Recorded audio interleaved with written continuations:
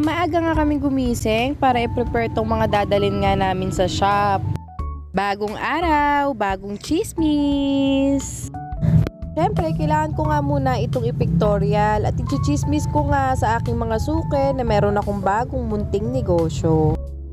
At ito nga yung naisip ko na maganda at pupwedeng itandem doon sa aking shop. Madalas kasi yung mga suki moms ko may kasamang bagets na talaga namang napaka-mainipit. Kaya naisip ko kung may chinichibog at may iniinom baka manahimik. Pero isa nga talaga sa dahilan na meron akong bagong racket ngayon ay inumal nga ako ng 1 linggo nung nakaraan. At yun nga ang unang pagkakataon na naranasan namin yon sa mahigit mag-iisang taon na naming negosyo. Yung US Kidswear ko na nga kasi talaga ang bumuhay sa amin sa loob ng 1 taon via online. At ang gaga nakaranas lang ng katumalan sa pagbubuhay, gusto na magsara ng shop. Opo mga mi, tunay nga, minsan panghihinaan ka din talaga ng loob.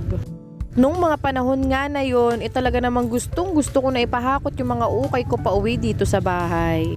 Pero naalala ko nga na may naniniwala pa naman at sumusuporta sa akin, ay di go lang. Ay di ayon, nagtinda pa rin kinabukasan. At makalipas nga ang 1 linggong katumalan, ay sunod-sunod na nga ulit ang pasok ng aking mga suki. Oo, hindi laging